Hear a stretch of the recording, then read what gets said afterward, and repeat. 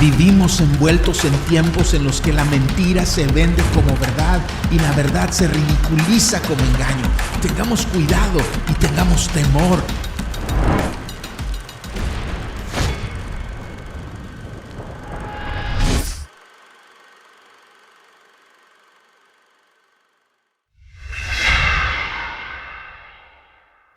¿Qué crees que me dijo Dios? Y usted se va a reír.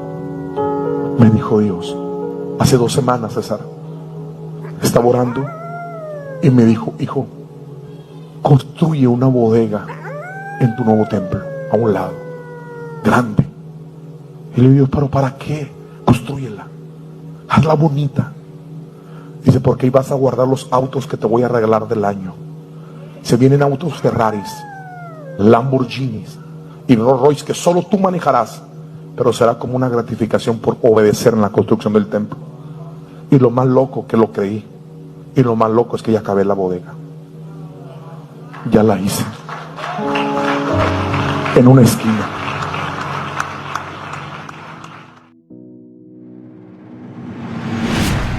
Vivimos en una época como ninguna otra. Nos toca presenciar lo que parece ser la muerte de la verdad. El sistema social que conduce a la humanidad, eso que en términos bíblicos es el cosmos, el mundo, está colapsando, enfermo de muerte, porque no hay verdad en él. Y nuestros días se han envuelto en una confusión mundial enorme que ha repercutido en todo. Hay confusión psicológica, filosófica, científica, ética, política, religiosa, y ya no es tan sencillo distinguir las fronteras o los caminos. Se ha perdido el sentido, la identidad, el rumbo, porque no hay una verdad regulándonos. Nuestros niños, jóvenes, como en ninguna otra época de la historia, asisten a escuelas, a colegios, a universidades, a niveles de educación que muchos de nuestros padres ni siquiera soñaron, y se llenan la cabeza de información que en otros siglos era reservada para unos cuantos, y aprenden de ciencia, de conducta, de tecnología, y siguen estudiando, pero no conocen la verdad. La Biblia dice en 2 de Timoteo que siempre están aprendiendo, pero nunca pueden llegar al pleno conocimiento de la verdad. Están rodeados de mundos de opiniones y ya no saben quién dice la verdad, no saben a quién creerle, y entonces ellos deciden a quién quieren seguir.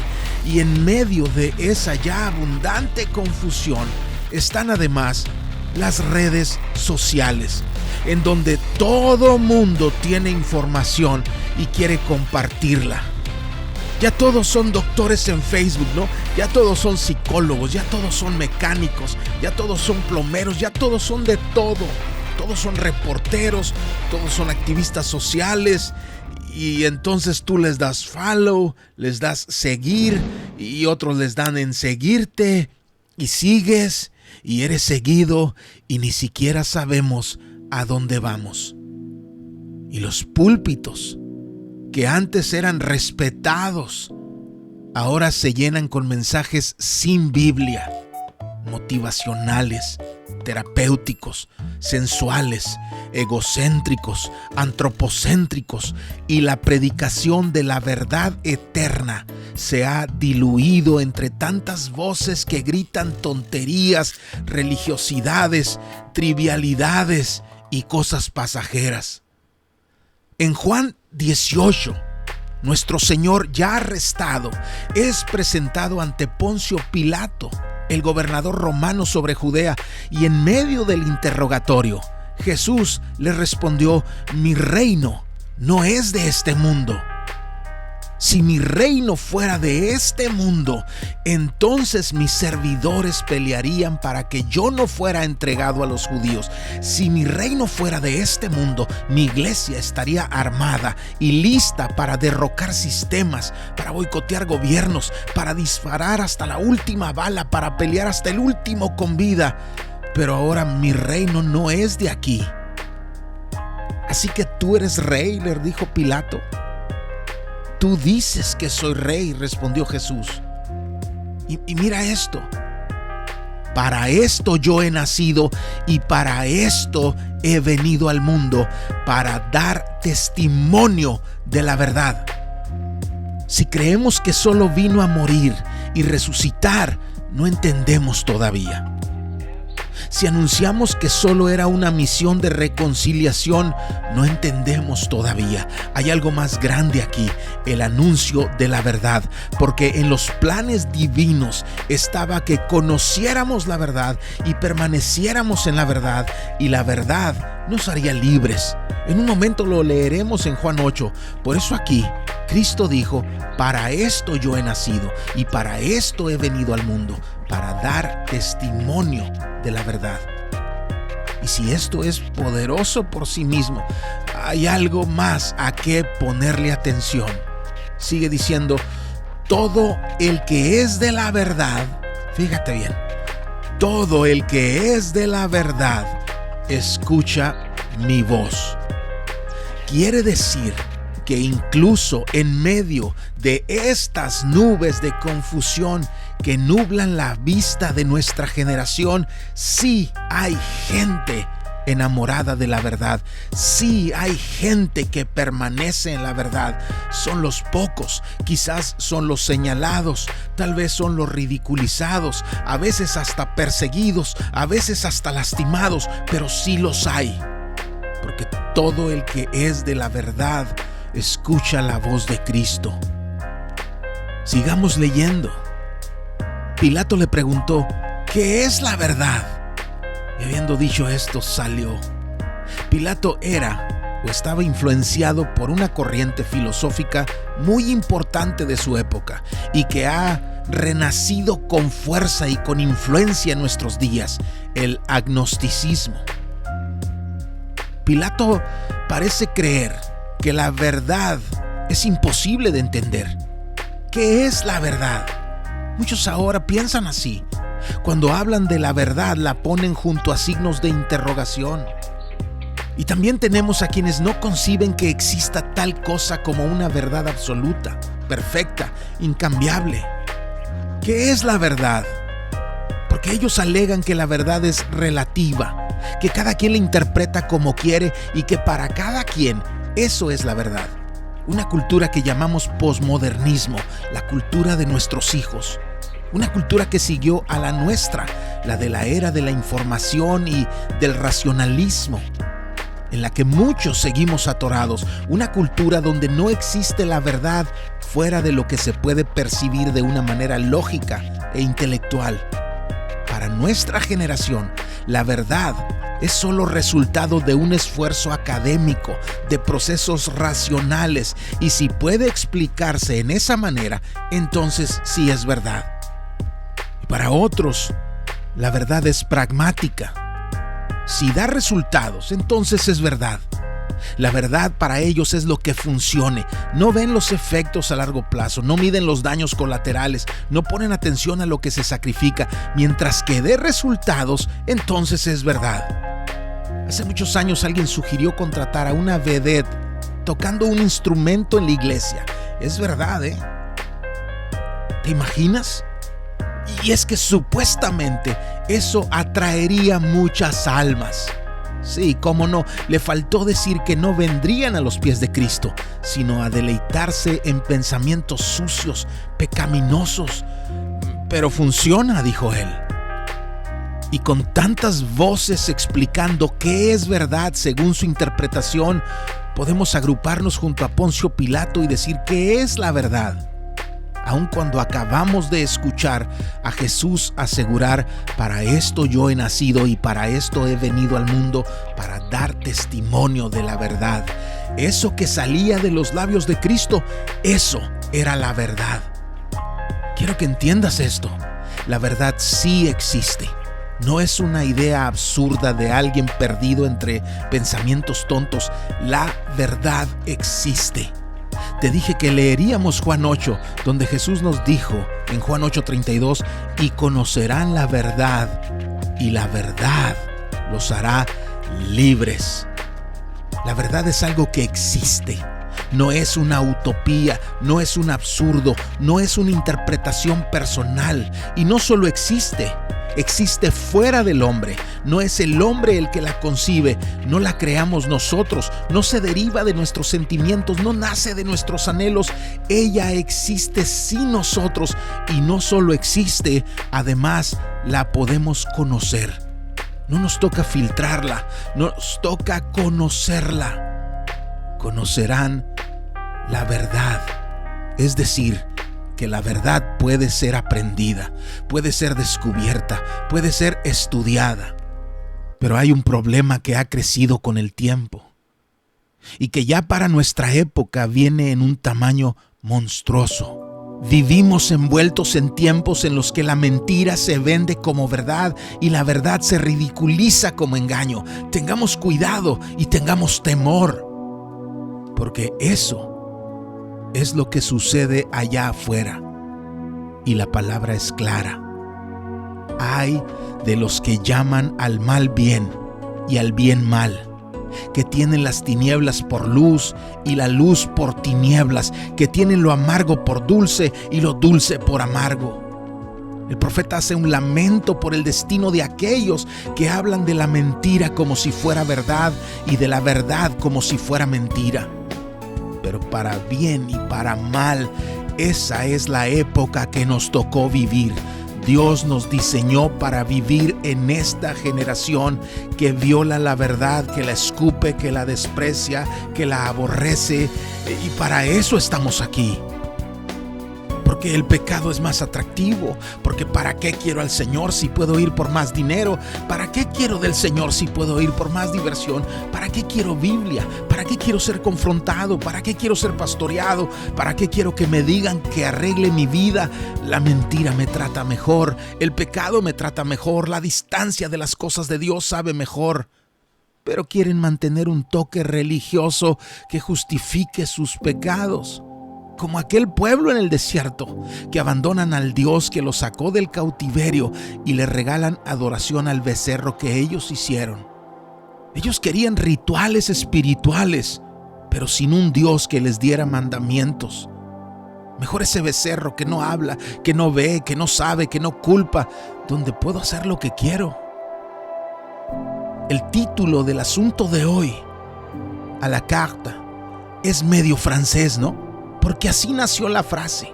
El término no significa que pedimos de los platillos preestablecidos en un menú, como se entiende en español. Significa lo contrario. Significa que el restaurante cocina al gusto del cliente, aunque no esté en lo que en nuestro argot cotidiano decimos o llamamos menú.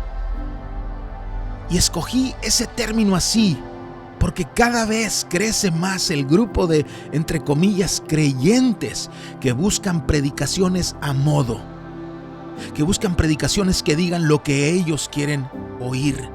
Por eso les repito y repito y repito 2 de Timoteo 4, porque eso debe estar vivo en nuestro radar, en la presencia de Dios y de Cristo Jesús, que ha de juzgar a los vivos y a los muertos por su manifestación y por su reino. Te encargo solemnemente. Pero no es un encargo, no es una petición. En griego, el lenguaje original del texto, eso que se traduce generalmente como te aconsejo o te encargo, aparece al principio de la frase y más bien es un testimonio. Es un diamartiromai, día a través de martiromai, que se traduce como testimonio, aunque es también la raíz del término mártir. Es un testimonio que expone la vida del que lo da, que aquí Pablo lo entrega a Timoteo delante de Dios. Lo hace responsable ante Dios y de su Hijo que ha de juzgar a todos. Algo muy serio, muy importante. Predica la palabra. Y en griego no dice insiste, más bien es persiste. Es toma una postura firme, a tiempo y fuera de tiempo. Amonesta, o más bien expón lo equivocado. Y además reprende, que es regañar o hablar autoritativamente a alguien. Y exhorta, más bien aconseja, un término que se usa también para el Espíritu Santo, diciéndonos qué hacer o qué decir. Y no es con mucha paciencia, es más bien con toda paciencia. Y más que dar instrucciones, es enseñar. Habla la palabra, persiste en la palabra, expón lo equivocado con la palabra, reprende con la palabra, aconseja con la palabra y ten toda la paciencia y enseñanza, porque vendrá tiempo cuando no soportarán la sana doctrina, sino que teniendo comezón de oídos, conforme a sus propios deseos, acumularán para sí maestros. Van a acumular, a multiplicar, a favorecer, a popularizar maestros que les digan lo que ellos quieren oír, que les hablen conforme a sus deseos, a sus apetitos, y apartarán sus oídos de la verdad. Al igual que en griego, aquí se entiende una acción de alejarse intencionalmente, voluntariamente de algo. Se alejarán intencionalmente de la verdad. No es que se equivocaron, no es que tomaron una decisión porque no sabían. A esta altura ellos decidirán alejarse de la verdad. Pero no solo hay una acción intencional de alejarse, también hay una acción intencional de acercarse a algo más. Y se volverán a los mitos. Esa frase nos explica por qué la iglesia de nuestros días tiene una enorme corriente mitómana, llena de mentiras, de sueños, de visiones, de profecías que no nacieron en Dios. Ese es el pan diario en muchas congregaciones. No tienes idea la cantidad de veces que me han querido hablar de gente que supuestamente fue al infierno y todo lo que dicen haber visto contradice lo que la Biblia enseña de ese lugar. Hace muchos años, alguien que estaba con nosotros me insistía en traer a un mitómano de esos, porque ese testimonio, me decía esta persona, tenía que darse a conocer, porque alguien que viajó al otro lado de la muerte es una voz que convence. No me vendas eso como de Dios cuando contradice lo que Dios dijo. Lucas 16 nos narra una historia de dos hombres que murieron. Uno era rico, el otro era pobre y enfermo. Porque todos moriremos al margen de nuestra condición actual. Es parte de la vida. Pero al morir, no todos iremos a donde mismo. Aquí la cosa cambió porque el pobre fue llevado al lugar de los justos y el rico al lugar de los injustos. Y ya en ese lugar, una de las cosas que aquel rico quería era que Lázaro fuera enviado de regreso al mundo de los vivos para que advirtiera sobre lo que sucede después de la muerte. Leamos. Entonces él dijo: te ruego pues, padre, está hablando con Abraham, que lo envíes a la casa de mi padre, pues tengo 5 hermanos, de modo que él los prevenga para que ellos no vengan también a este lugar de tormento. Pero Abraham dijo: ellos tienen a Moisés y a los profetas. Una forma de ese tiempo para referirse a las escrituras. Ellos tienen la Biblia, los escritos sagrados, que los oigan a ellos. Y el rico contestó: no, padre Abraham, sino que si alguien va a ellos de entre los muertos, se arrepentirán. No, Abraham, tú que sabes de creer en Dios, la palabra no basta. Necesitan testimonios sensacionalistas para arrepentirse. La Biblia sin drama no es efectiva. La Biblia sin luces, sin show, sin gritos, no es de mucha ayuda. Pero Abraham le contestó: si no escuchan a Moisés y a los profetas, si no les basta la Biblia, si no creen en ella, si no se convencen por ella, tampoco se persuadirán si alguien se levanta de entre los muertos. Pero los mitómanos quieren show, quieren ruido, quieren gritos, Quieren risas, quieren lágrimas, quieren emocionar gente, quieren avergonzar gente para ellos verse más poderosos, más espirituales, más profetas. Mitómanos, mentirosos, que predican basura que no se sustenta en las verdades eternas de la palabra porque ni siquiera la conocen. La estudian minutos, no horas. La leen cuando no tienen otra cosa que hacer en vez de pausar todo lo que están haciendo para ir a ella, pero así quieren llamarse predicadores de la palabra y luego quieren sustituir la Biblia con algo más. Pero, ¿qué importa el tono de voz? ¿Qué importa la modulación, la pronunciación, la enunciación? ¿Qué importa la calidad del audio? ¿Qué importa la gesticulación? Una sola cosa importa: ¿qué dice Dios en su palabra? Pero ellos se apartarán de la verdad y se volverán a mitos, porque habrán, entre comillas, creyentes que quieren escuchar lo que quieren escuchar, que quieren creer en lo que quieren creer. Tienen comezón de oír, pero no soportan la enseñanza sana de la palabra. Y es en medio de épocas como esta en que el consejo de Proverbios 22 se hace cada vez más necesario. Compra la verdad y no la vendas. Búscala, paga por ella, pero no la vendas. No te deshagas de ella, no la sacrifiques por ganancias.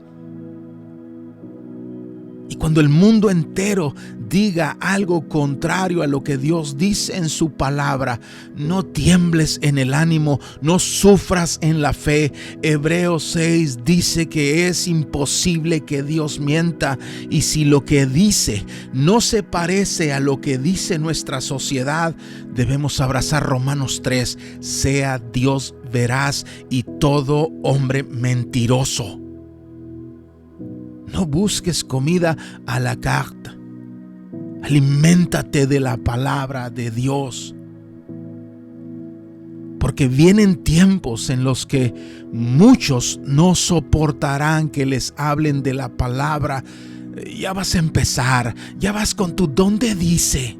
Pues te aguantas, porque si no lo encuentro en la palabra, no me importa tu sueño, tu profecía, tu adivinación y ni siquiera tu conjuro o tu maldición, porque nada sustituye lo que Dios dijo, nada cancela lo que Dios dijo, nada sobreescribe lo que Dios dijo, nada. El próximo video leeremos Romanos 1 y lo conectaré con algo aquí en 2 de Timoteo 4 que aún no menciono, lo veremos después. Pero te digo esto: habla la verdad, que la verdad sea dicha.